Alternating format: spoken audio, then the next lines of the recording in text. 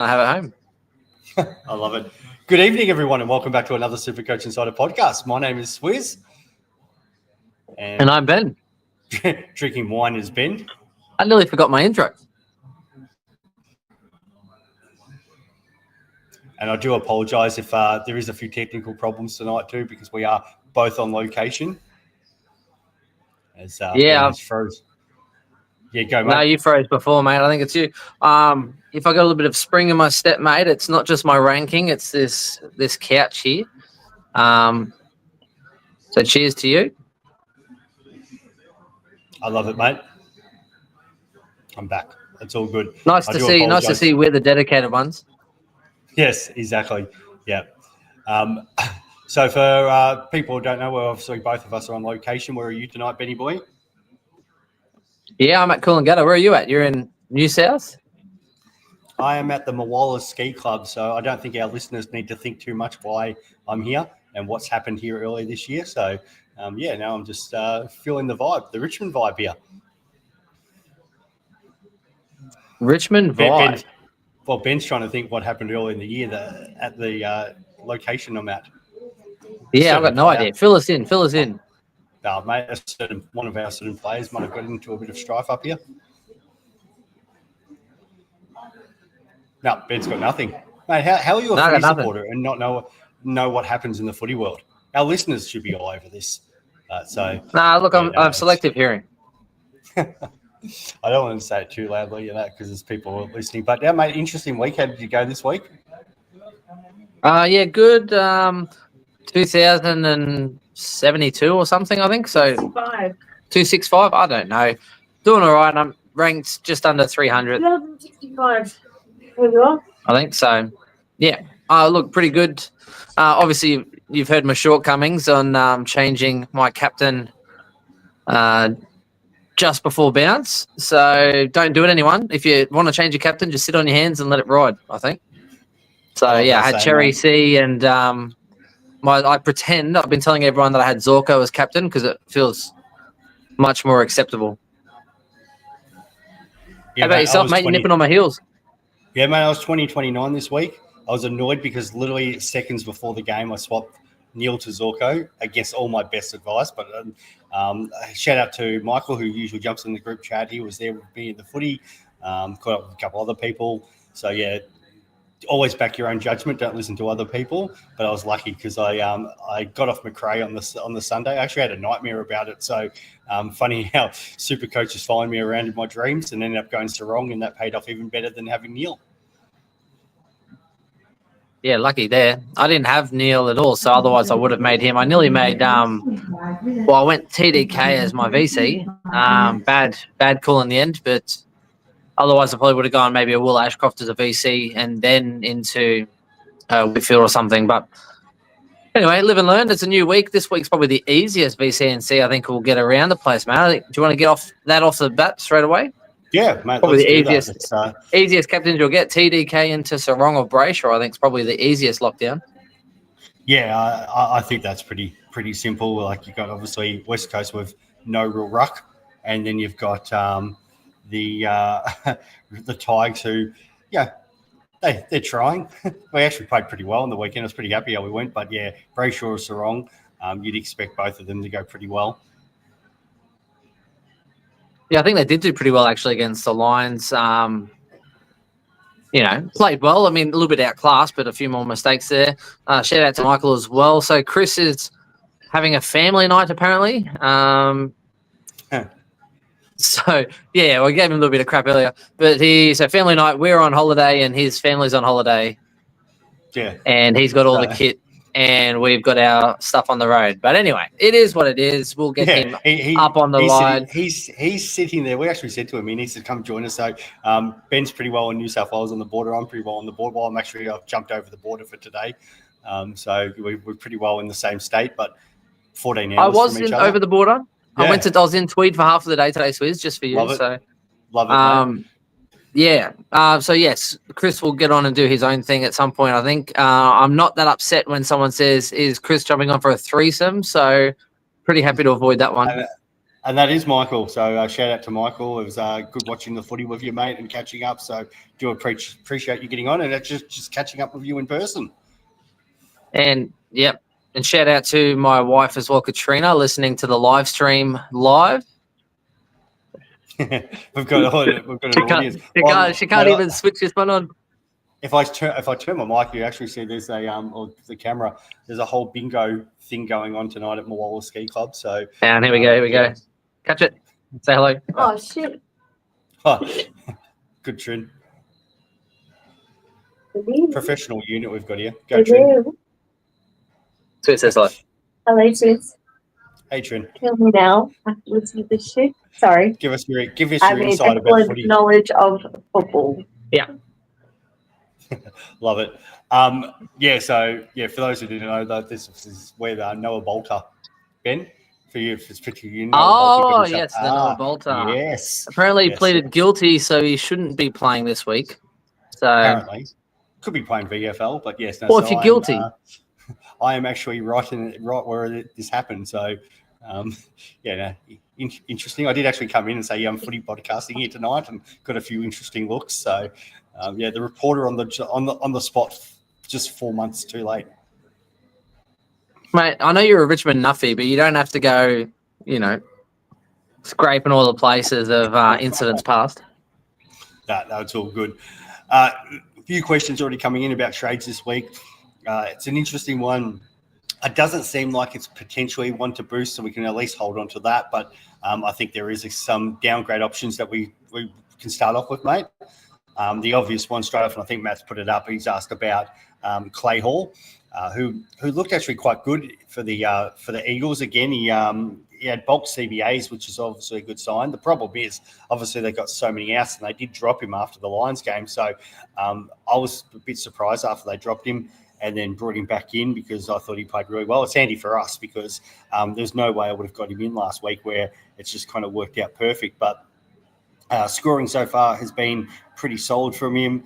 The 68 on the weekend, the 88 against the Lions. He's been finding the pill pretty well, so that's always a good sign. Like a lot of handballs, which you'd prefer him to kick more, but there is upside the fact that he's only laid the one tackle this week. He laid the 3 in the first week.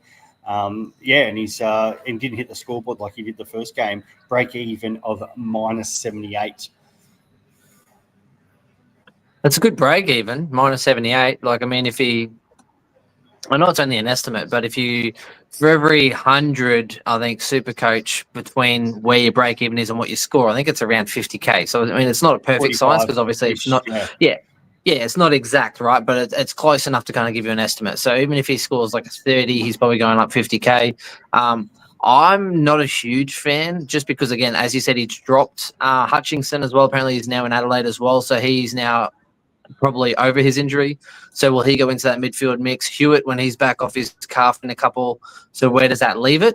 And it was also complemented by the fact that they did play Harley Reid in defence, but that didn't last long because they weren't getting the job done in the midfield. So then they threw him back in for some CBAs when I think there was about a 5-minute patch where the Giants kicked 4 goals and West Coast didn't touch it once, which was crazy because it was pretty much like straight out of centre bounce, straight in through the goal, centre bounce goal, centre bounce goal. They didn't touch it for 5 minutes, and it was like 4 goals. So, there's a few varying factors there. Not sure I'm that keen on many West Coast rookies because it seems like if you don't play a good game, like anywhere though, I guess you just chop and change and they're trying to find a mix, and that's kind of sad they haven't found their mix yet. The thing that was positive was the fact that he, outside the ruckman, he had the most CBAs of any player in the field. And then Tom Gross was at West Coast third. So there's a potential that maybe it's Gross before Hall. There is some concern because West Coast will chop and change. But even if they do chop and change, you'd think he'd get opportunities at some point. Tom Gross was fine on debut, but not as good as what Hall's impact was in the centre. So that's where I'm kind of leaning. Hall's been also waiting for nearly 12 months as well. He looked like he was going to get a gig very early last year, whereas Gross, new draftee, so maybe it takes him a little bit longer. So I think, Clay Hall's at least been in the system, got recruited, he's been biding his time. So I feel he's one that they probably could give a few more opportunities to. There's a good size about him. It's about 190 centimetres. So, yeah, I like that for a midfielder. Yeah, they could use definitely point of difference as well with Elliot Yeo as well as that taller mid, just not really there at the moment. So, yeah, there's a few unknowns. It'll be easier once teams are announced, though. Yeah, I'm just getting up West Coast updated injury list to see what they've actually said about that. Oh, it'll be premature, though, because I think Tuesday afternoon, Tuesday evenings usually where you get the proper injury listings. Because Hewitt's another one I need to kind of see. It's only really Hutchinson and potentially Hewitt, but it's not like they've got a huge out. In Sandy Brock will be an interesting one if how long he survives. So I felt like that was Zach Dawson all over again. The 9 goals being kicked on him on debut, like he scored all right. That's harsh, though. It's so harsh, isn't it? Oh, yeah. Let's put him against the best football in the league. The team struggles, and hey, by the way, come on in and play on the common medal winner. Like, yeah, super harsh. Yeah, but that's the kind of I was talking about this last week. Which team would win, the West Coast Cup up COVID team or the West Coast team on the weekend? It was, I think the COVID team had actually more experience than what the team did on the weekend, which is saying a lot. Yeah, it definitely is. The other rookie that you should probably mention as well is good old Dudley. Did look good. Job security, I think, sketchy. Everyone was worried about Reed and his job security when he was kind of in there. Dudley's definitely more sketchy. I think he's lively though. Like, would you play him over like a Walters? Because I mean, there are a couple of other smalls coming back in. I think like Swaskowski or whatever's coming back soon as well. Fife maybe on the trail soon. What happens in the midfield? So at the moment they've been playing like Erasmus, Johnson, and the rest of those guys. Do they play forward? Like I know it's a different mix, right? But they might play. Yeah, what do you think they're going to do with that? Do you think they're going to kind of, Walters is done and Dudley's the guy? But I don't like small forwards in general, let alone small forwards playing weak opponents. What I think probably happens is the fact that it's probably the Richmond game. If they want to give a couple of these players one more week, they will. Because why sort of risk them? Because then they've got to travel, go to Melbourne, and that's no disrespect. My boys, they'll be a little bit mindful that, any team can probably beat any team on any given week, but are you going to really risk somebody for 1 week against the Tigers? Probably not. So could see him surviving this week. But I think the future after that, like a Driscoll probably goes out for 2-3. Erasmus just, steps into that role. Hey. And then... Driscoll? Mate, he could be fine yet. We don't know. Oh, mate. I would be shocked that they again would risk him this week. Surely they give him the week off. They've got Erasmus that just comes back in there. Yeah, but you never know. Like with an ankle, sometimes you can't run on it. They take the weight off it. They get the swelling out of it. They put a bit of weight on the end of the week, and then all of a sudden he plays. Like, yeah, do you know what I mean? I just don't see it happening. But I think they definitely. I can't see him playing this week. Surely misses. I think he just needs to harden up a bit. Lockie Neal just props around and jogs on a torn foot, let alone. Yeah, it's a different situation, mate. With that, so that's what I personally think will happen with a Driscoll. Erasmus comes in for him. Dudley stays for another week, and then potentially with all these Freo players coming back, they'll start making the change after that. So I don't think he's a long-term option.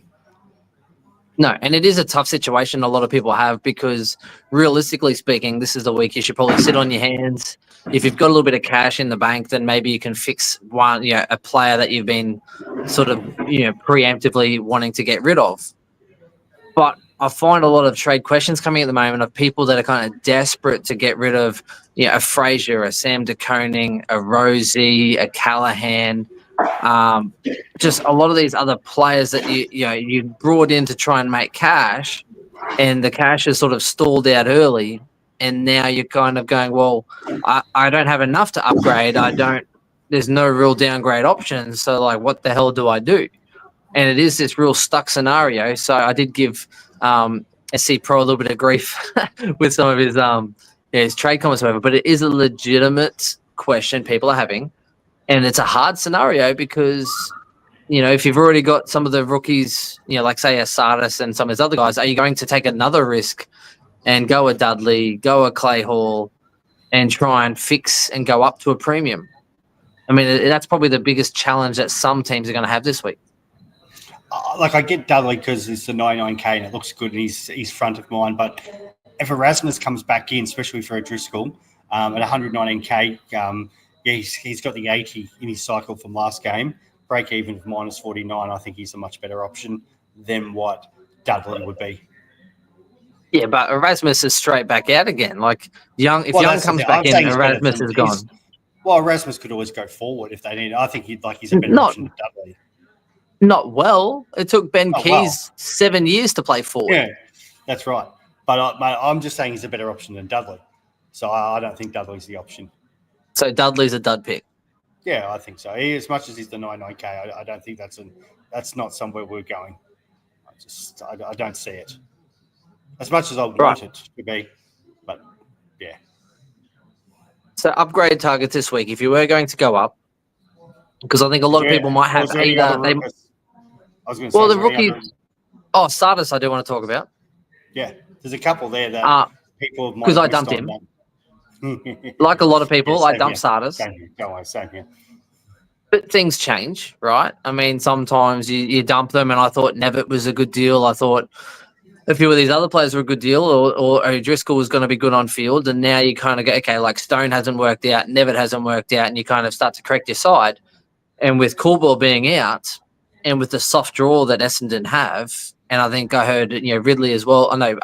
Parrish maybe a little bit sore or delayed. So he really comes back into the fold now, Sardis, at 190K with a good score in his system. If you did get rid of him, he's probably the one person I would probably say, okay, maybe it is okay to get him back. And it's not a negative like bringing Alton in. It's not great. You might lose one trade, but you kind of grab someone that was making cash for a couple of weeks. You've seen your team over a couple more weeks, and maybe there's a different issue now in your side, and you can actually try and correct that.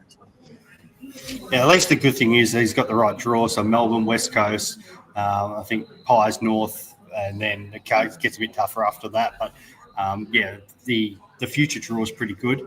And the 190K break even of -13. At least the good score was the second score, so the 50 will drop out, and you're able, hopefully he can turn those a couple more 78. So I get that. Slightly cheaper than him is Toby Travalia from St Kilda. So he's on the bubble this week as well with a -32. He's a defender midfielder. Unfortunately, it was the 52 last week, so he had the 83 the first week against the Tigers. Still looks like a very good footballer, but a bit expensive, which is the problem. Yeah, it's interesting because he was on like 41 at half time, and I saw a couple of people like, I'm going to just, sideways Henderson to get there, and it's going to be all great. And then all of a sudden, literally scored 10 points in the second half. So when Port Adelaide came back into it, I think that his score was very much heavily influenced by an early-ish goal that you get a lot of scaling for in the early goals because it kind of sets the scene, it sets the tone for the match.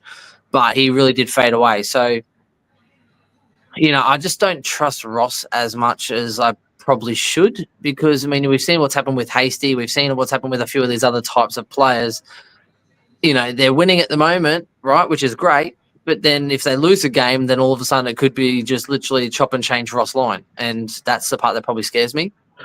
Not that he's not a quality player, but for the amount that I'm paying at that point, if there's anyone I want to downgrade to, generally speaking, you want to try and downgrade to the cheaper rookies, not the guys that are 170 to 190K, which is crazy considering I'm thinking about bringing in Sardis this week. Yeah.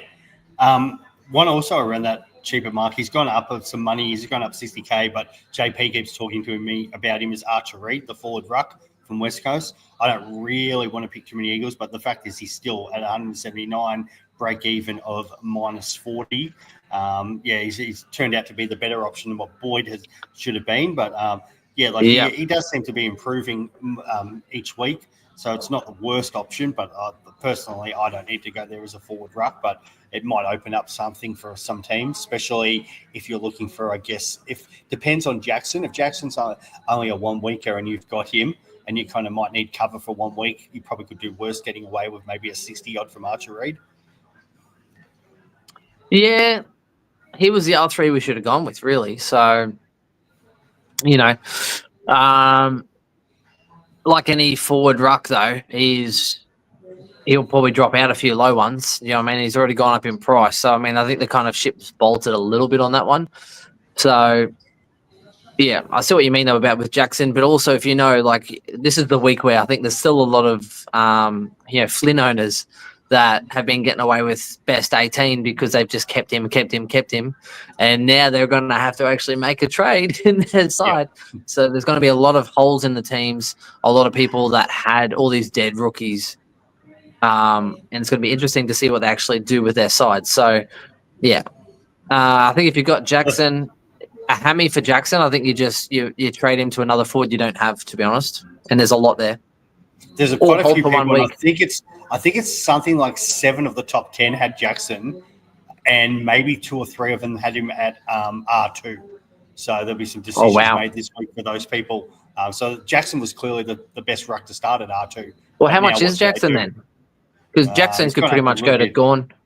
He could pretty much go to Gorn. Yeah, he probably could go to like any of them, but none of the other rucks are really popping. But yeah, they could go to any of them. Yeah, but Gorn and Cherry, I think, are still pretty safe-ish, or TDK. Safe. Oh, TDK is more expensive, but Cherry is struggling through that injury at the moment, so it'd be an interesting watch going for them. Yeah, he's just not doing the extras.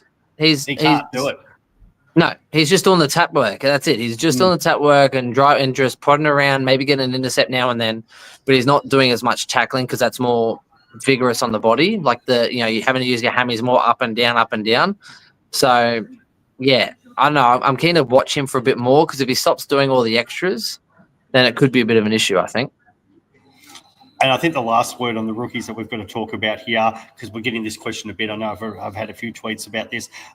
One before, it's not on the bubble, but Caden Cleary will be coming up soon. He was a big fan of Sydney, but a lot of people are still asking, can I get these guys are all nearly the same price. Cos, Murphy Reed, or Sammy Lawler, who are all absolutely still flying.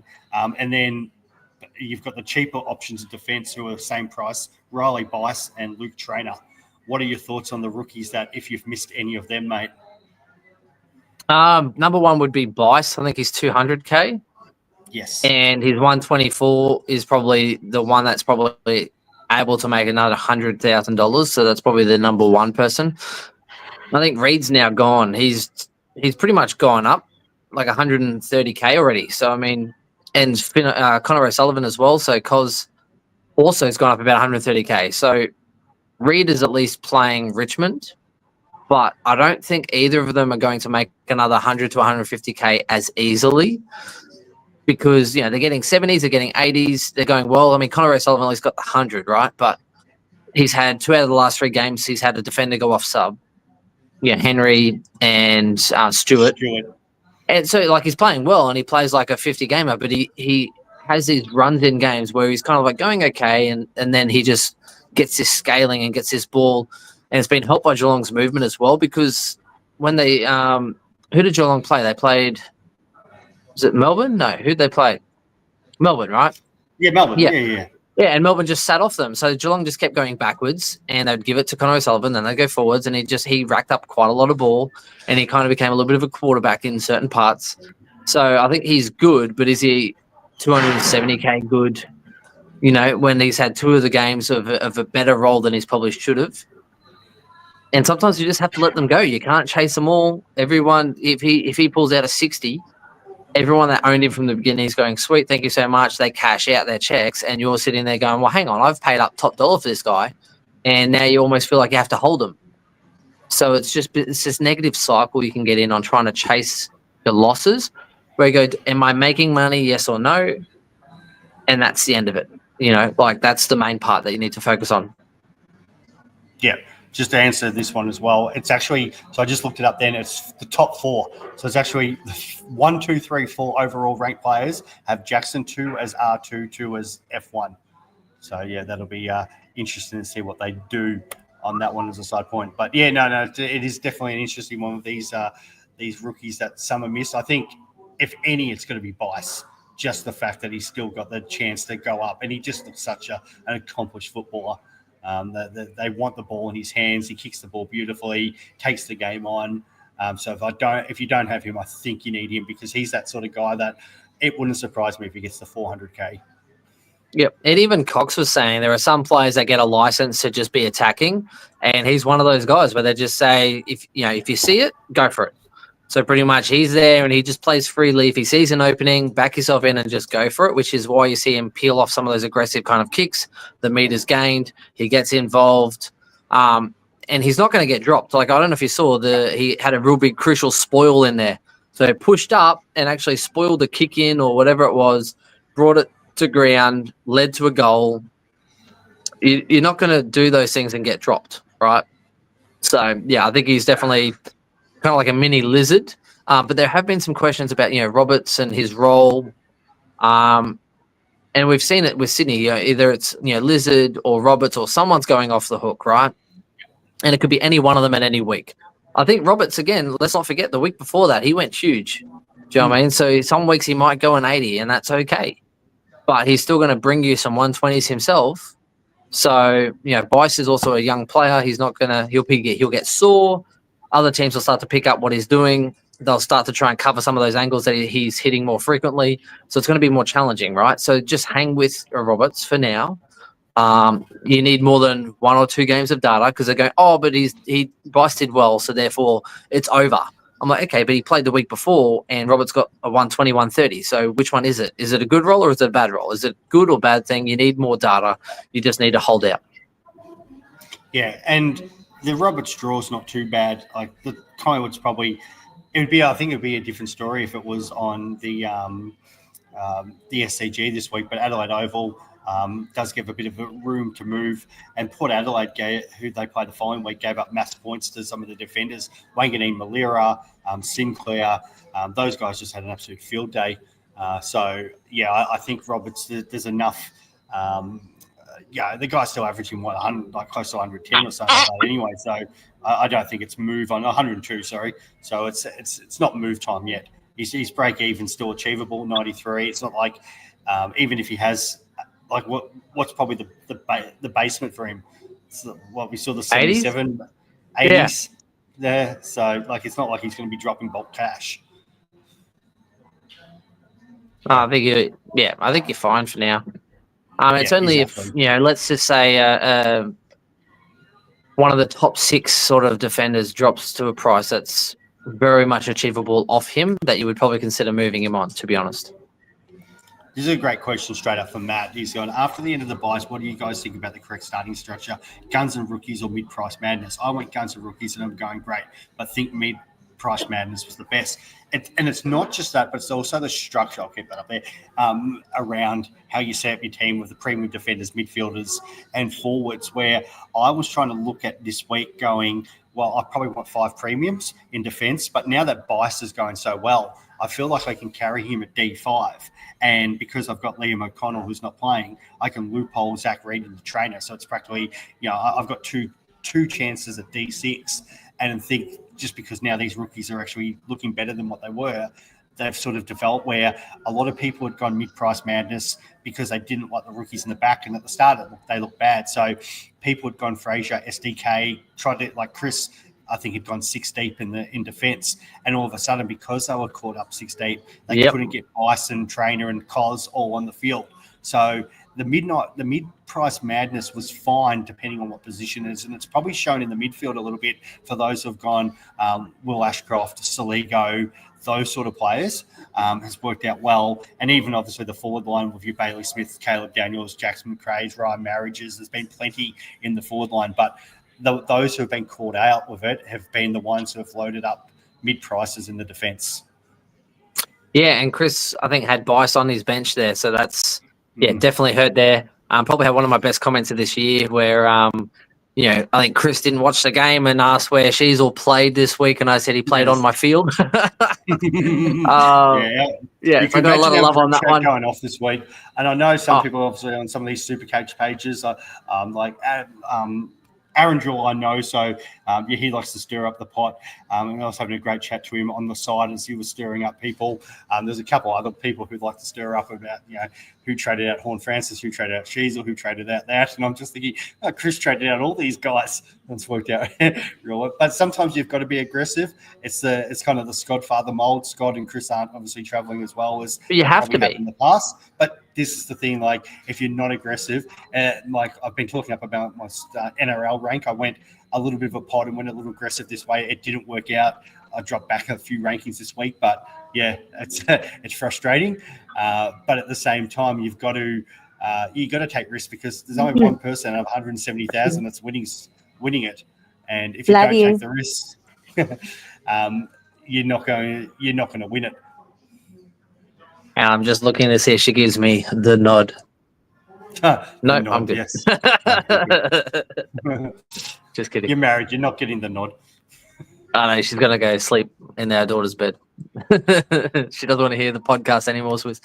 Yeah, no, there's a lot of people, and that's it. You have to risk it though. So even the week just gone, right? So Marich or Humphrey, one of them is probably going to go well enough to make a lot of cash, be good on fields. Sometimes it's both. You don't know unless you risk it. Some people risked it early with your SDKs, your Frasers, and that could have worked out. And if it worked out, we would have all been here. I mean, think Ridley years gone by. Ridley just came onto the scene and people waited 1 week, 2 weeks, 3 weeks, and then they finally got onto him at a lot more because he was just flying and he kind of kept flying, right? So you never know unless sometimes you take those risks. So sometimes, you've got to get on the right. You got to get on the right one at the right time, and that was I was trying to hedge my bets a little bit with Humphreys and Marich, and then I ended up going, you know what? I'm just going to make a call on one, and if I'm right, I'm right. If I'm wrong, I'm wrong. But Where'd you go? The logic, I went Marich. Okay, good man.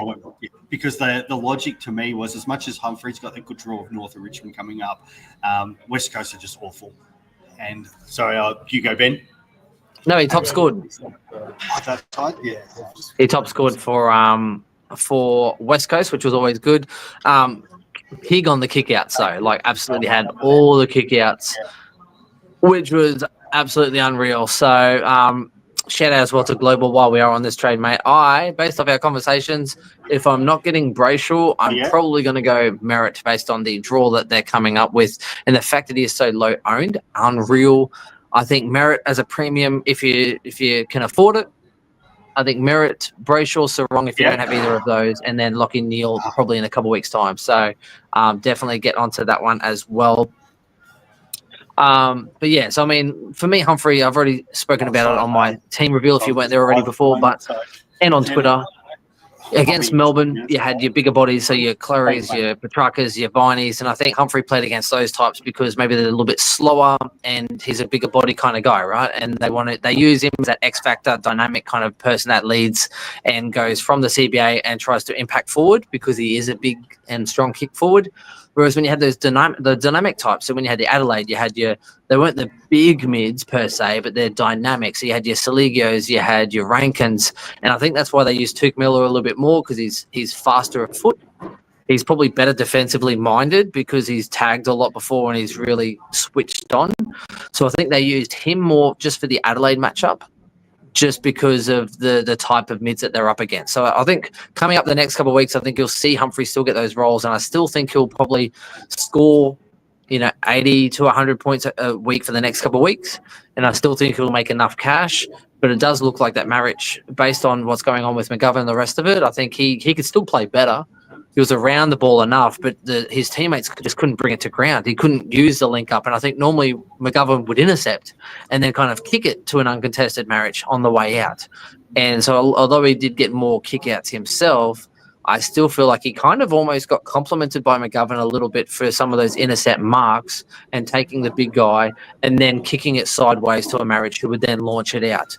But the one thing I did see was that the rest of West Coast can't kick out for shit. Horrible.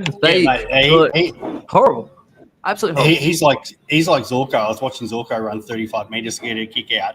Marich is the man. The thing that actually hurt us a lot was the accuracy of GWS. Like I was expecting most teams go at somewhere between sort of 50 and 60%. And the fact that they kicked 20 goals, 12, like they couldn't miss the periods. And there was, I think, a period there where they kicked 6 goals straight in about the space of like 12 minutes. But they just didn't look like missing. So most of the time, you see some of the accuracy of some other teams. Like I was expecting it to be maybe a 20-goal 18, 20-goal 20 game. So the right conditions, and we hope that might be the case this week down at Norwood because of maybe the ground Windy. size and stuff like that, and windy and all that. No, sorry, they're not playing there. They're playing at the Adelaide Oval, so that's probably not, but that's Carlton. So Carlton couldn't hit the side of the barn at the moment. So the hope there is, if Carlton's accuracy isn't as good, like they kick 6-10 on the weekend, there's more opportunities there for him to kick out, and also probably the Blues setup is different. Like the Giants had a really tall forward line.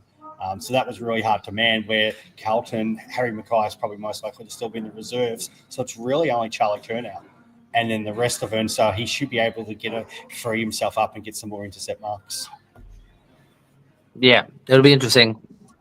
I think they kicked 5 behinds in the first quarter. So to touch on before you're talking about the structure and the rest of it, I think it was a mixture between guns and rookies and some mid-prices, because some premiums failed big time and some mid-prices failed big time. So I think, you had a whole bunch of your Garcia types just absolutely fail. Sanders, Peatling, although Peatling's had a good 2 weeks, but still only averaging 83, he's still considered a fail. Lockie Neal failed. Ryan failed until this week just gone. So I think there's a lot of premiums that didn't do well, right? But then you had, the days and the rest of it. So it's the in-betweens, right? So at the moment, there's a lot about Callaghan. I think at the moment, probably the one I didn't get on was Hugh McCluggage, who I wish I got on because he was the same price as Rosie, basically. He's averaging 120 and Rosie's just sputtered out while McCluggage has gone, I think, 150, or 140, 150 the last couple of weeks. So he's averaging 120. Will Ashcroft as well. He's probably the one that around that 440K mark that is actually doing well, averaging 110. So, I mean, it's a bit of a mixture at the moment. What we do know is Perryman was sucked.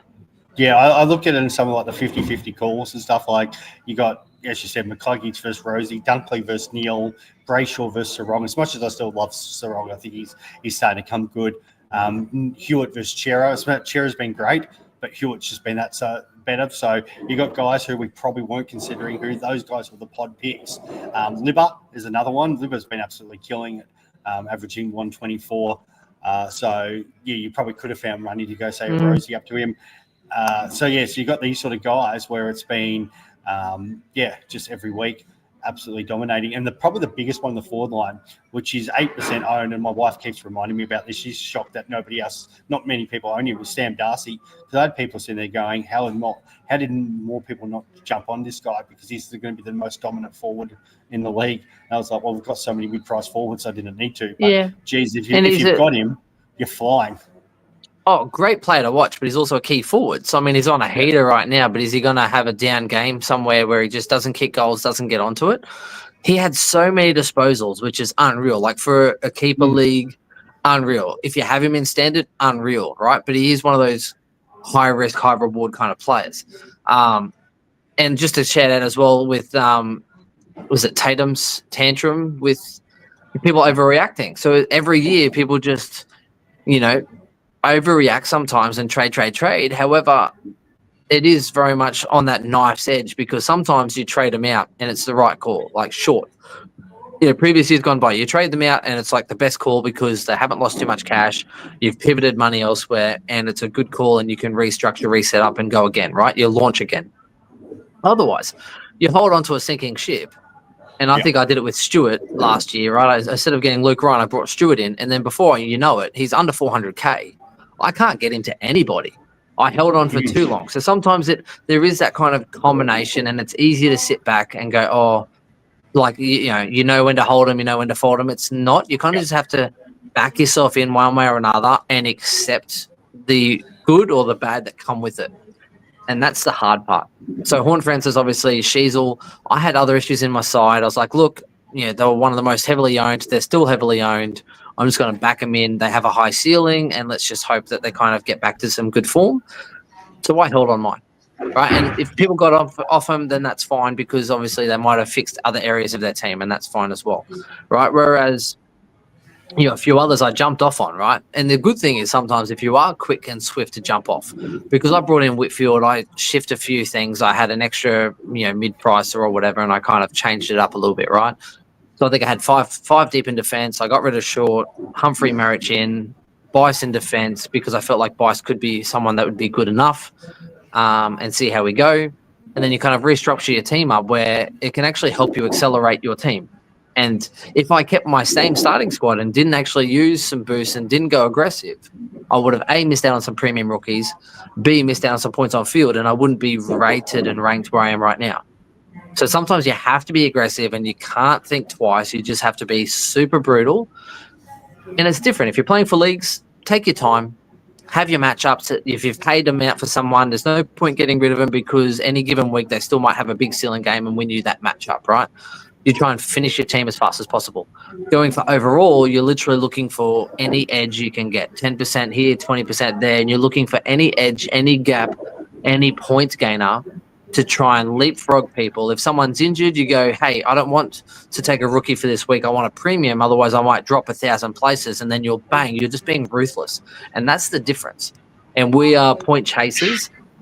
And sometimes it sucks. Sometimes you make bad captain calls out of nowhere. But that's what point chasers do. So it just depends on what you're going for. There's a question here, and this is interesting because you're right about that, about the whole side swapping. How many people did Cherry to Gawn to Cherry after that second week when Cherry gave him an absolute bath? And now we've got this situation where they're only 35 points different. Cherry's coming into this week with a break even of 179. Gawn's nearly pretty well flattened out at 136. And if Cherry is undermanned this week up against Big Witsy, there's a world where Gawn and Cherry have both scored the exact same amount of points, and they could be nearly on the same value. So where the left field moved, so a lot of people obviously went to Conning, and some have obviously had the Jackson, but there was a couple, 2.3% that had Wits. And that's the pod move that's paid off because nobody was on him, managed to probably cover him during his bye. And he's the only ruck that looks like doing anything at the moment because, Cherry's 110 and dropping, Gawn's 101. Few people went on Meek, 103. Nan Curvis, who was popular with the content creators anyway, averaging 97. The rucks at the moment, Tim English, which a few people were talking up, is averaging 89 right now. So the rucks are actually really stinking it up at the moment. It's hard to know though. Right? Of course it is. But rucks have always been notorious of starting slow, right? They're the biggest bodies. It takes them longer to get match fitness. And you watch any season, though, the biggest scorers in the back half of the season, the back 10 games, ruckman. Mm-hmm. They just start to dominate. They get going. Their tanks there, their bodies there. They just run and dominate. And you watch, I think probably I'd say maybe 3 out of 4 or 4 out of 5 of the last years, the ruckmen on the back end of the year have been the most impressive. So that's why I hate overpaying for rucks because generally they do start a bit slower. And this goes back for, it could be like 8 years, 9 years, 10 years when you'd get on Sandy on the back end of the year and Sandy would just be running home with a steamroller and train of 140s. So, I mean, Gawn's been probably the anomaly in years gone by where he might have an occasional one-game stinker and then come back and bounce back and average really well for the whole season, right? English isn't helped by the new ruck rules that were brought in last year. Cherry, if we knew more, maybe he might be fine. Maybe he was just a bit sore, didn't train much, and maybe he's a bit rusty, and he still did some really good things, right? But maybe they're just managing him in.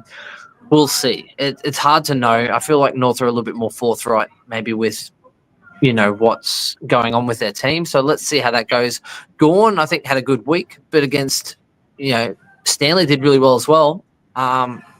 He doesn't look that great though, right? So Wits is interesting.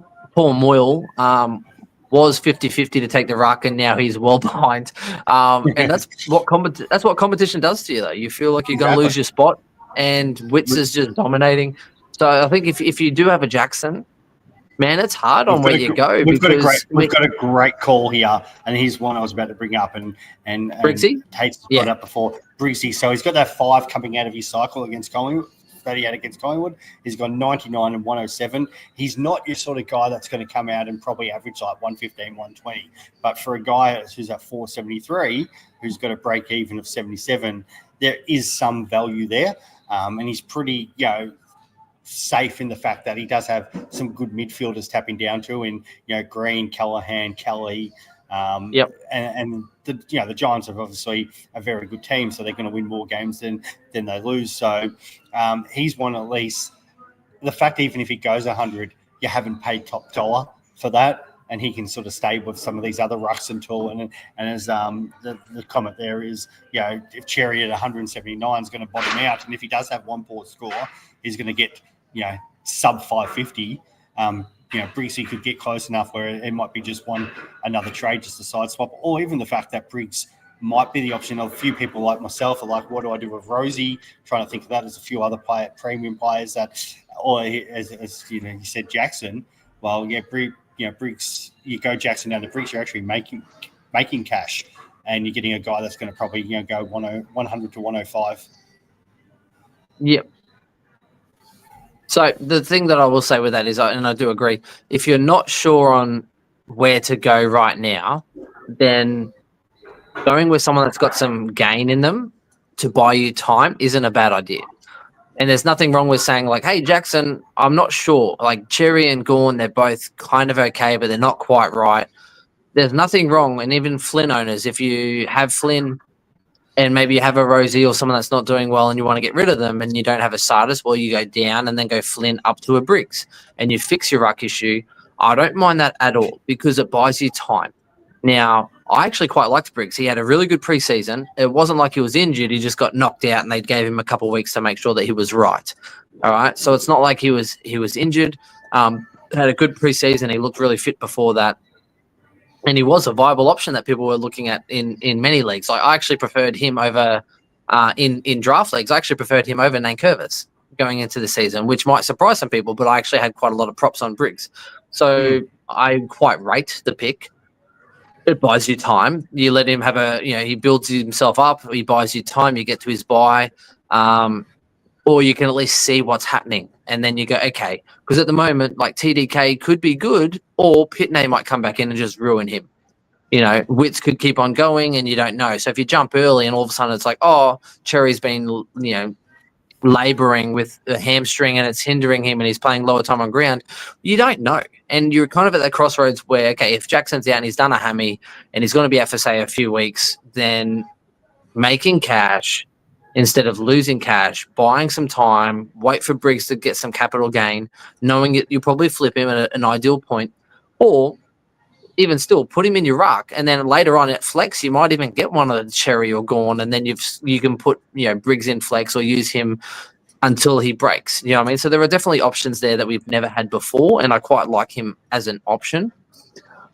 Going Cherry or someone down to him, though, I wouldn't probably do. I'd probably just hold on to that because he is heavily owned, and I still think when fully fit, Cherry's a monster. So, Swizz. Yeah, no, I agree, mate. I think he definitely is. But yeah, as you said, it's all about buying time at the moment until that sort of happens. And especially if we know which is such a hard ruckman to score against, and if it comes out that North Melbourne are saying Cherry still, he's just going to labour through some games. If it's not the case, they say he's fully fit to go. It's a different story. But that break even of 179. If he's only going to put up 80s and 90s, you could definitely pick him up a lot cheaper. I think we do need to cover a couple of these other premium options available, because there are people looking at trying to move potentially underperforming premium like a Rosie to somebody who's worthwhile performing. For me, I think there's an obvious one, or obvious two, depending on which one you don't have. Rosie out is the first part, yes? Yeah. I think Rosie, definitely. with Butters back and Rosie can't handle a tag at all, is an absolute liability at his price point. So great ceiling. And I thought I was going to have more rounds with Rosie possibly dominating. And I felt really good and blessed that he dominated the first 2 weeks, right? Yeah. Almost luckily, but their draw's getting harder. He hasn't done well with the tag, which now makes him vulnerable. And a lot of teams are tagging. So therefore Rosie just has to go. And he's at a good price point that you don't need much more to upgrade to, which is where for the Rosie owners like myself, it's okay. It's a matter of, do you fill another line in, or do you go to another premium? And in the midfield, and I know Global's mentioned him, there's a few people that you can definitely go to, Swizz. And if it's not a Fremantle person, there is one Essendon guy that I don't mind. So who do you think you should upgrade like a Rosie to? Sarong or Brayshaw, straight off. If you don't have either one of them, unless you're restructuring and you might want Ryan or Clark. But I think you need one of those Fremantle guys. It's not just this week. Obviously, this week is a big thing because one of them comes in and be your captain. But especially for their defenders, but their draw, but even for the midfielders, draw looks really good. So Tigers this week, the Ds who are shot at the moment. I know it's at the G the following week, but still they're shot.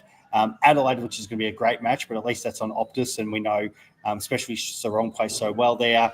And then they've got the Saints, so that's where those defenders come in. And it's not just the Saints round 8. They actually play St Kilda again round 16.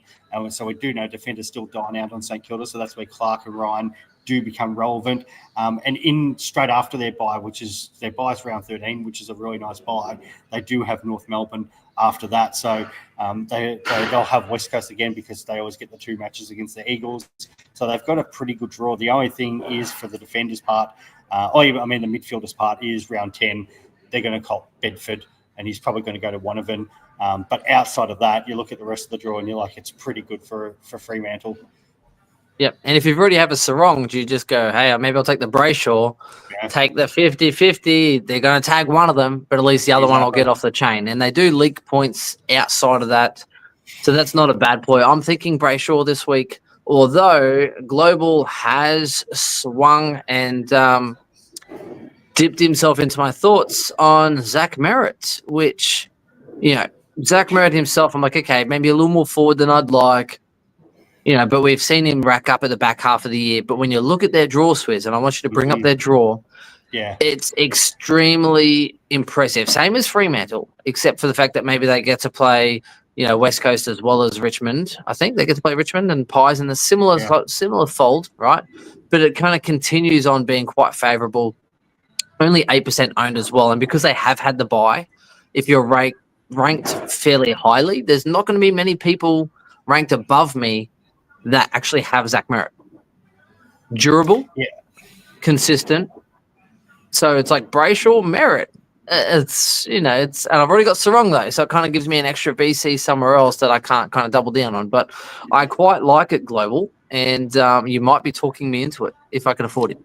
It's a top call because, yes, Melbourne this week, West Coast the following week. So at least if you've already got Sarong and Brayshaw, you've already got one of the captains covered. If you don't have either, you might be considering that. But, Merritt could become a VC captain option this week for the Ds.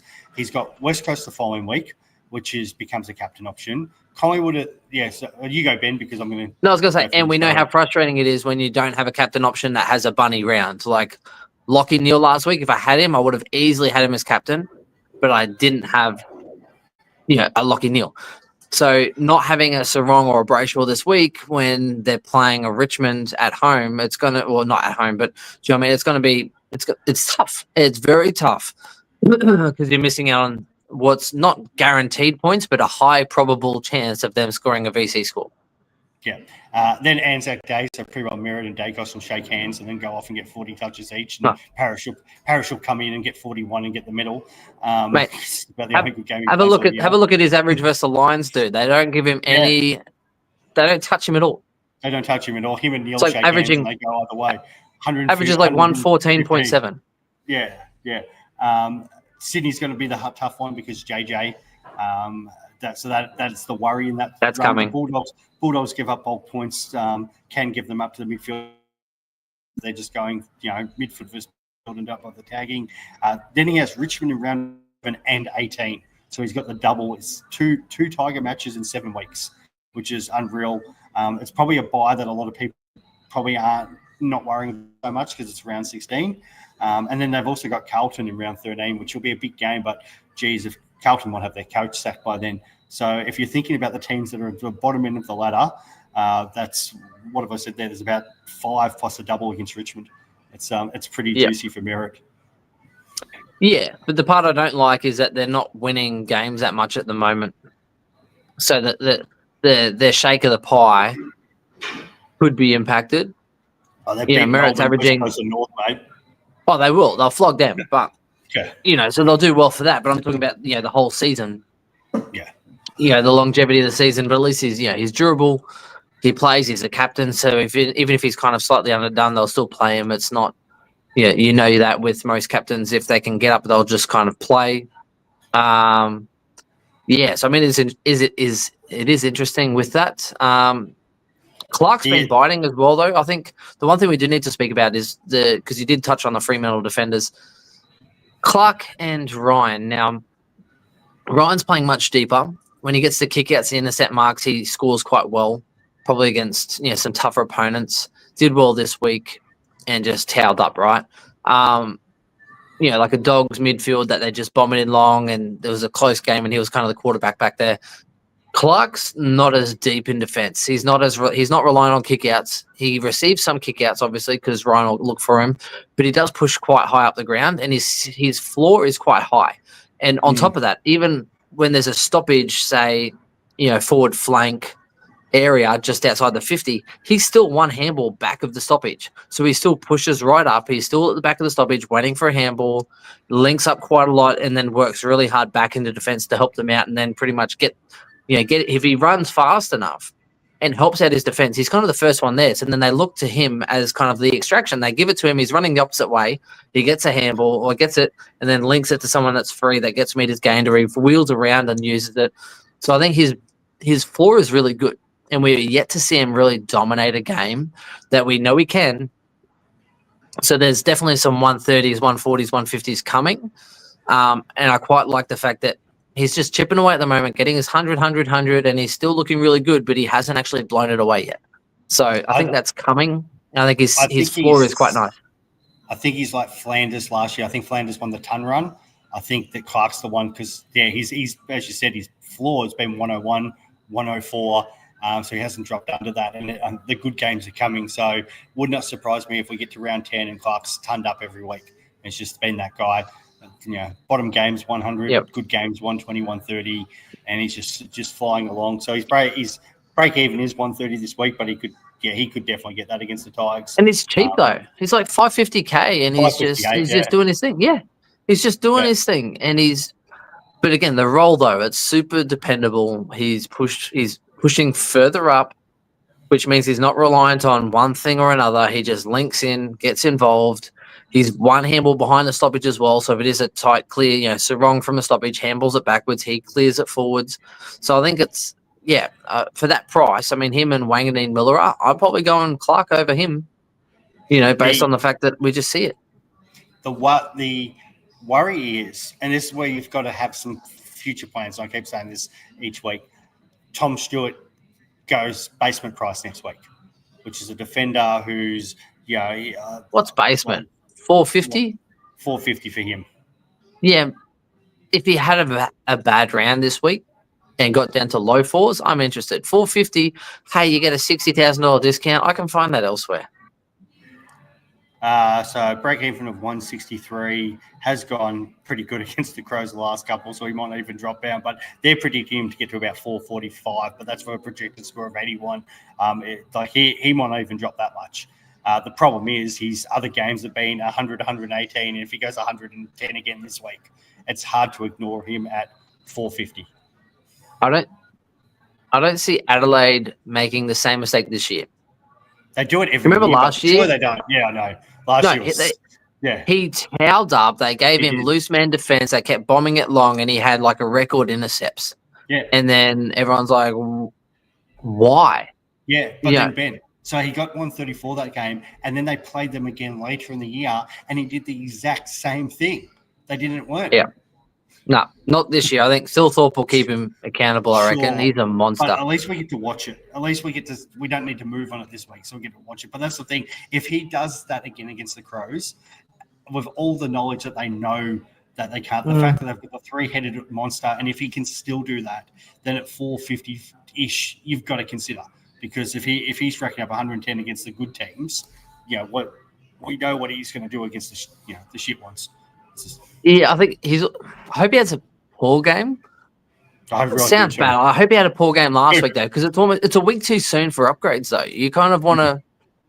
I think you need the DPPs, and then it's almost like a week after that some of the rookies have just perked up a little, and you're looking to pick them off at the low end now, right? So I think it's kind of next week's too soon, unless you've got some dire issues in your team and you're kind of trying to flip a Rosie who you held for a week too long, does poorly, and you go Petrarca forward and you try and do it that way. But you kind of want to, it's in about, not this week, it's probably not even next week. I think it's the week after that you want to be aggressive because your rookies have picked up some cash and hopefully some rookies come on board to make it happen. So that's where I'm kind of thinking of. But yeah, it's going to be an interesting scenario. So I think it could be a little bit too soon on that. Speaking of too soon as well, Travis, mate, talking about some definite options in there with Fletcher and Suitcase for the Lions. If there's anyone to pick up from the Lions, I think it's Lockie Neal. And it's probably not just yet, although you could definitely pick him up. I think Lockie Neal's about to be 550K, 550, 560K next week. He's someone that I would pick up then. He's building into the season. He had the plantar fascia, so he didn't have much of a preseason as well. Still can rack up the ball. And I think he was kind of, when he got tagged, he just did the team thing. It's early in the season. It doesn't matter, right? It doesn't matter. We're winning games. He's just doing his thing, keeping someone busy. You get to the back end of the year and that Brownlow medal feeling comes in. He just gets that super hunger and he's like, ain't no one stopping me. Every year, if you can get Lockie Neal for 550, 560K, he pays you back. So I'm going there. I'm not going over a Suitcase who has been notoriously up and down with his ceiling. And that's the issue. We've seen it with Callaghan. You have a good run. You're on a heater. Hey, I'm bringing in Callaghan. Heater. It's not sustainable. Ashcroft. I love Ashcroft, and he still won't average you 105 for the year, but he's not a 120 guy, right? Not yet, in my opinion. So the same thing with Fletcher. Had pretty much the best game ever. I actually reached out to a Dynasty League. Hey, I'm finally interested in Fletcher. Congratulations. Let's have this conversation. And then pretty much me offering Cowan and a second-round pick wasn't good enough. So I was like, okay. I said, look, full disclosure, Fletcher's only interesting to me because of he's been playing defense. And as a halfback flanker, he showed a lot of promise to get about 100, right? And he didn't even get 100. Nearly 100. One of the best games he's played, and he looked great. But the second he goes back onto the wing, he's useless. He's going 70, 80s. He'll probably go 80 to 90 career average and be great on the wing, but it's not Supercoach. As a defender, though, him going 90 plus as a defender is great for Dynasty Leagues and it's great for Supercoach, but it's all dependent on role. So I think he's good for keeper leagues. I'd be looking at Fletcher. He'll get DPP next week and go a defensive line. So I think he could go 80-ish in defense if he keeps it. Coleman coming back is another issue as well. So there's things to kind of keep note on, but it is role dependent. And guys who were midfield who are not that great and not that useful, love him. Great player. Awesome for the Lions. I should probably make that clear, right? Supercoach scoring is not always the same as worth in the team. And Fletcher's amazing for the Lions. But Supercoach, if you're on a wing, if he flips with Wilmot goes a wing. If Wilmot's a winger only getting 85, not useful. Play in the middle, use a midfielder that gets in and under, or don't. So, yeah, I'd probably pass on both. I'd be looking at Neal if you don't have him already, and that's about it from the Lions. Spitz. Yeah, no, I agree, mate. I agree. Definitely. I'm going to move. Who are you move most around excited about the Tigers there, Swizz? For the Tigers on my side. Yeah. Is it Lawler? Mate, I'm really pumped about Trainer. The guy was potentially top 5, if not, could have been top 1 at one point, but his concussion was the big problem. And the fact that he was going to be a big risk for teams to take because the fact that we had all those picks, we could take the risk on him. But, geez, he could be one of the better defenders. And we know how hard it is to get good centre-half backs. So, yeah, he could be one of the best defenders in the league, mate. So, am I actually an empty nightclub? I am tonight. The crowd has definitely disappeared. So, I'm just being moved because I got kicked out of the area that I am in. So, I'm just moving around. Apparently, they used to have about 100 people a night until Bolter was there. And now everyone's done the Bolter. I'll let you keep talking for 2 seconds, Benny, while I get my drink. Yep, all good, all good. I don't even know what we're saying at this point. Oh, so like trainer's good. Shout out to anyone that's in a good dynasty league or a keeper league. They're the hard ones to kind of match out with as far as, potential. Trying to get guys. I find, let me know if you play any dynasties or keepers, but I find like the hardest one to kind of go with is defense, because forwards, you get, your Humphreys, and they show some glamour, they show some glimpse, they're good around goals. And forwards, I think, are really good for dynasty and keeper leagues because you kind of know, you see them coming. Like even a Reed from the Gold Coast, you see these guys, your Humphreys, your Rochelle's, and you see them progress little bit by little bit by little bit. Defenders, they kind of suck until they don't. And you don't know. Like Bowie as well was kind of in the middle of nowhere, and then bang, all of a sudden it looks like he could be primo enough for like a dynasty league, right? And valuable.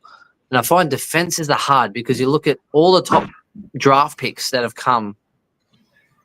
Swizz, you might be able to give some insight on this, but I can't remember the last. It's probably Young and Nasaya were probably the last high draft pick defenders that have gone on to be primo. Whereas you look at like Zorko, Sinclair, Stewart, McGovern, all these guys, they weren't exactly the highest draft pick, but they come out. So it's in trying to pick a dynasty or a keeper league defender that's going to be a premium, you're almost better off offering up a first-round draft pick for a premium defender because you don't know who's going to pop off and you don't know who's going to be great. Yeah, I think I'm trying to think where I think Connor Sutherland went in the first round, but yeah, they don't usually. It's not usually the case. They your top picks are always sort of midfielders. So I'm just going to jump and sideways this one into looking at the defensive line in our teams. So you did speak about Stewart there, Swizz. Like, if you've only got, say, 3 deep in defense, I think it's great. Otherwise, there's not many spots in defense, right? So if you've got a Roberts, I think you just kind of hold him. Him versus Stewart's probably similar, in my opinion. Early days, but hard to know. Stewart's good, but he keeps missing games as well. Copped a bit of a knock on his knee and still did well enough. Reliant on the way that Geelong play and how teams let them play, because the D's just let them play loose, which gave him an inflated score. Whereas if teams match up and actually tag a little bit, he's going to be a little bit less dominant. So, whereas you think about the top 6, like Flanders has had a spudding couple of games, but imagine, let's say Flanders drops down to like 550 and he turns it around. Like there's an option that you might be able to pick up possibly to come through once you get some match fitness. But you got, Sheasel, Zorko, Sinclair. There's so many, right? So it's like defense. There's so many. I'm not relying on Mills or Coleman coming back in to fill my side anymore. I think they've had no preseason. Sometimes you can wait forever and not get anywhere. Mills might be good, but at least you get 2 games to watch it. I'm not holding my breath on those boys anymore. What do you reckon? What if Bice, like we've gone from Dacos to Sheasel to McKercher, what if Bice ends up becoming close enough to being a keeper as well? Like these are the questions that you start having. You go, and that's where like I like Clark and I want Clark, but then how many defenders, like pretty well to make it work. If I want to, I nearly have to move Sinclair to my midfield because all of a sudden, like I want to be probably loopholing Trainer and read on, and for other people it's Connor and Sutherland. With them, like they actually kind of look good. As the problem nearly at the moment is a little bit with the with obviously the couple of those forward rookie spots, and that's why if you're loading up in the midfield, loading up in defence, then what are you doing with the forwards, or you're doing with the midfield, because that's probably where your weakened area is.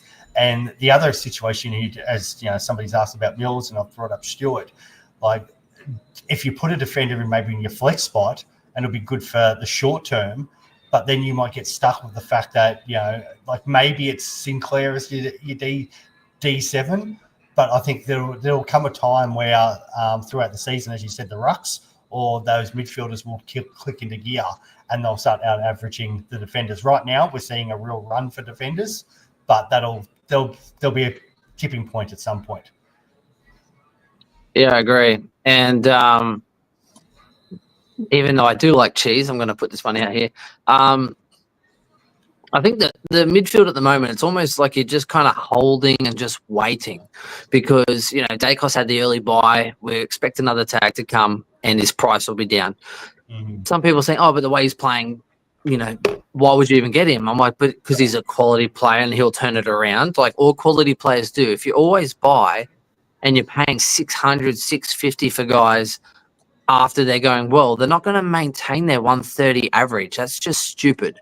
Like people don't continue to average 130, in defense or whatever. So you got to pick them up in a bit of a trot and hope that they kind of come back and bounce back like most good players do. So Dacos is one, right? I'm looking at him as soon as he drops down. Look at Neil, he's had a couple of tags already. Early season, had not much of an off season, pick him up. So same thing. I'm also waiting on Butters as well. Give him a couple of games, see how he goes. Wait for him to drop in cash, jumping on Butters. Same thing goes with Bontempelli. So there's like 4 of my midfield already lined up and in based off coming back in, wait for them to drop and jump on. So that's why I think midfield probably looks a bit dire because at the moment you're kind of going, hey, I've got these mid prices, your Callahans, your Days, your Ashcrofts, your Rosies, because you're kind of trying to buy time. And that's what you're doing, hoping that you get some points, a little bit of cash, wait for some of these other guys to drop, and then you don't have to try and triple downgrade to kind of upgrade to get that primo. You just one up, one down, bang, you get your guy. Or in a good world, sideways. But I think that's why. And I think we're kind of waiting because Bontempelli we know will be top 8. Dacos I think we know will be top 8. Butters I think we know will be top 8. So we're kind of just treading water, waiting for them to drop and an ideal point to jump on. That's why midfield seems a little bit dire. And there's also we've had a lot of rookies go through the midfield.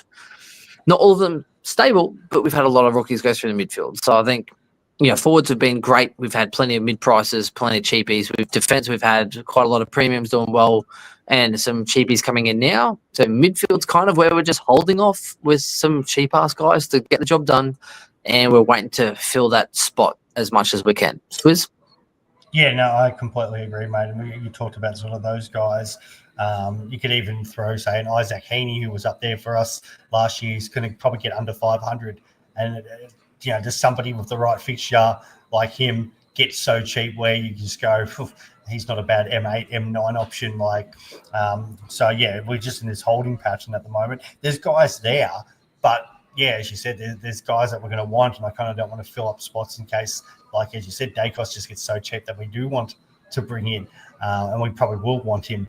So, yeah, like sort of how I'm sitting sort of that 4 mark going, I don't really want anymore because I don't want to fall into a trap where, there'll be probably some other midfielder who will probably get an injury like we saw with Tom Stewart, who will get subbed out early, and all of a sudden they'll become value. Every year there's some value guy. We've seen in the past, say, Ollie Wines has been in that position when he was flying. And Rosie got to 400. Yeah, exactly. So all of a sudden you're like, if you start taking up a spot, that it sort of cuts you out from that player as well. Yeah. And the bigger they are, the harder they fall. So I mean, we've even seen Chad Warner was ill, got subbed out ill, the 54 Supercoach or something, and if.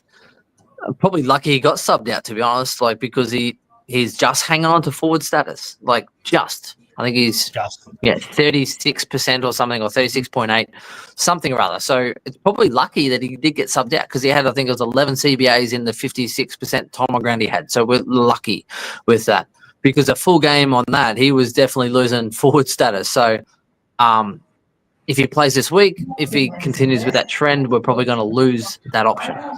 So we're kind of just sitting there and waiting. But that's what you're looking for. And the bigger they are, the bigger they fall. So you're looking for a guy that's normally 600K that's going to drop an absolute mozza. And they drop down to that low 5s and you just jump all over them. The one thing I will say as well is to Lockie, if you've already got a Brayshaw, I think Sarong's prime price right now to jump on with the fixer that they've got the draw coming up. I think Sarong's the type of guy that he probably is building into the season. Had a couple of little issues in the preseason. He tears the game apart. Brayshaw, he's the little cuts. He's the slice and dice. He kills you with 1,000 cuts. He'll run. He'll pick up the possessions, meters gained, score assists, and he kind of just accumulates it across the game. Sarong's a guy that puts a firecracker in your hand. He doesn't just cut and dice and slit you 1,000 times. He just blows you up. So if you don't have Sarong and you've already got Brayshaw, I think that's probably the better way to go than if you have Sarong and you might get Brayshaw. I don't know, Swizz? Yeah, no, I don't mind having both. I can see why some people want to Diversity. kind of look at one position and have a different. That's where the merit chat came in earlier. But at least there's a part of me that I nearly started with both Brayshaw and Sarong. I kind of wish I did instead of Rosie. I was actually tinkering with my team before it and talked about it, saying, but maybe it wasn't much. Worked out well. And it was really close to doing it because I thought if one cuts the tag, the other one goes off.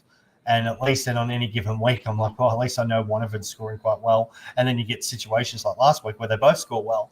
I've got kind of confidence in that. I don't really like Cheese, as said. So the players scoring well at the moment, like Brayshaw and Dawson, what are the chances of them finishing actually top 8? Well, I think it's top 9 this year because obviously we have the flex. But I think like they're all in that sort of lower end mix. And I think the midfielders, it's probably more open. It seems to be like this every year compared to, say, the defenders. Like we know who that top 4 is, and then there's probably 5, 6, maybe like a Laird, for example, or Josh Dacos gets defender status and kind of pushes it. Where the mids, once Bont and Butters and those guys get themselves right, they are you're 1, you're 2. You got your clear. Dacos will get himself going at some point and be the clear, in that top 3 or 4, and then you'll get this 5 to 12, 14 range where these guys will all be sort of in the mix. And so Dawson's fine. Like he'll be in that section. But if you, and this is what Ben was saying before, if you only got sort of 3 or 4 deep, you could probably go and get a Dawson now because you've still got the room. If you're in some teams that I've seen who are like 5, 6 deep, all of a sudden you go out and get these guys, then you've blocked yourself off. And what are you going to do? Then you're side swapping to get sort of Bont and Butters. That's probably the only way you can kind of do it. Yeah, no, I agree. I think you need to kind of keep some space. And the rookies in midfield are doing well enough anyways, to be honest. So, fill your forwards, fill your defence, give it a few weeks, and then pretty much in upgrade season, I'm pretty much going to be upgrading my midfield. And that's where the points are. Get them ready. And no one has them because they haven't been playing or they've been injured or they haven't been playing well. So if you're one of the first to kind of jump on at the right price and you get the returns, then all of a sudden you just leapfrog and slingshot to the top as far as, points and rankings and the rest of it. Plus also buying them cheap and then your team value also increases. So, there's a lot to be had with that. Any other final thoughts there, Swizz, as far as, people to bring in, or is it too late? I think we've kind of covered a lot of things. Yeah, I think we have. Just my sort of advice would be, especially the forward line, I think the good teams going forward will probably have Davidson as their F6 and be trying to have 4 premiums or even 5 technical premiums, if we count Daniel and Smith and McRae as premiums, as we pretty well have been. So even, Marriage or Humphrey, if you want to count them as sort of pseudo sort of premiums or whatever, people have got them at F5 or even some have got them F5, F6. So trying to probably keep now the forward rookies off as much as possible. The defender rookies, they'll probably hit a wall at some point, like your trainers, your reach, your cause. But for now, you can definitely, if you can rotate them between D6 and D7 and have Bice at D5, I think that's fine. You probably back in these midfield rookies for now, though at Driscoll it's a bit of a wait and see, but people have still got Lawlers, your Ashcrofts. There's still some guys that are scoring on there. So that's, I think, probably the setup at the moment. It's just more, I think, what you do with your flex going forward, and that's where maybe one of these value guys could probably sit there. So if you've already got 2 rucks and you're trying to move, it's a Rosie or somebody, or you've got money to upgrade, maybe it is Briggs that comes into your flex. Maybe it is Stewart next week. I think that's going to be the point of difference for everybody, because there's going to be a guy that's going to get value either this week, next week, or the week after. And it's probably you might already be looking to decide, like, how can I do this? Like, so for me, I might able to set my side up to get cash to go Sam Powell-Pepper next week to Tom Stewart, if that's the way I want to go. but obviously my defense is already too full. So I can do that through the flex this year. In the past, we haven't been able to do that through one trade. So these are the sort of little bit of moves that we're going to be able to do where people are going to have some real unique players sitting in their flex going forward. Yeah, and everything will get much easier once we get our DPPs coming through the first window as well. But I already know at the moment, O'Driscoll, I can only move into the midfield and he's in my flex. And it kind of sucks because I can't really do much. So if he's out, I'm going to have to play a Henderson, Moraes, or some one of those, unless, Lindsay's back, which would be awesome. It does make it hard. So therefore, flex for me is kind of waiting for me to be full in the line and then being able to fill it with an opportunity and put that person in flex. But I also want to try and stay pretty flexible to be able to shift houses around. You need to be having forwards that can go in the mid. You need to be able to have defenders that can go mid, or, Lord forbid, even like a Nick Martin going defender forward, and keeping, your Patton or someone or other, if they're not playing, to buy you flexibility. So that way that actual flex position, they can move into whichever position you need. If you need a defender, cool. You put your flex into the forward line, Nick Martin into defense, you fill your slot or whatever it could be, or you put your flex into, whatever position you might need. So you might have that premium to go, cool, I'm putting you in the forward line or you in the midfield, you over here, and you actually can fill the slot. Whereas my big worry is at the moment, a lot of us are leaning toward, let's just get in the ruck because they're high scoring. But also, if you lose a position somewhere else, you can't fill it unless it's a rookie. So it's a little bit hard. So, that's what I'm saying. Whereas normally you can have like I guess if you had a D7 and an F7, then you could fill that spot regardless of what your flex is. So I think, there are some ways around it. I guess we'll see how it works out in the end, but it's all very exciting, I think, Swizz. Yeah, and that's why for me, I was looking at, say, setting up for Stewart, because let's just say that's next week, Trainer probably starts getting to a positive break even, and he might have, if he keeps going well, awesome, but he realistically might only have 3 good weeks left before he might have to upgrade it. So I'm trying to think, that's probably the rookies that I'm going to want to move, and what's my plan, because I don't see any real defender rookies outside of Sandy Brock who might be dropped coming up. So Saad might. Saad, if he starts doing something, that's if I don't go Toby Travali and put him in my midfield this week. So I'm trying to look at things like that where I'm going, okay, if I had Stewart in my flex, and then the moment Trainer it's a sell, well, cool, I can just get rid of Trainer, put Stewart back there, and then Trainer can become anybody. So you can use like your flex in those sort of situations as well. So I keep saying you do have to have a little bit of forward planning, a little bit of an eye on which players are going to drop, which players are going to be dual positions, and which rookies might be coming for the chop soon. Yeah, which also makes me worried a little bit, because I think you kind of need to keep an eye on that value, because at the moment, the rookies have been great, but also they're the ones been playing every week, whereas anyone that comes in now, they haven't played yet, or they've been dropped, or they've been sub. So you're kind of hoping for that extra cash wave that you're going to get, and that they have that job and that security to kind of make them a second wave of cash. So I am a little bit worried about, who's going to be there to downgrade to free up the cash to fix them aside, but also hopefully allow them to make a second pocket of money. Because otherwise, if you're only stuck with the initial and then you just get these dead rookies on the bench and you're like, well, hang on, I've just traded someone to that person, I don't want to trade them and correct a rookie when I can be trying to upgrade my side. So you kind of get stuck with these dead rookies. So, yeah, I think that's going to be the interesting part, is once you actually start freeing up cash, who you go to, where you go to, and what happens with them. So it's going to be a big journey, I think, to come, particularly between sort of week 6 and week 10 of the season. Yeah, 100%, mate.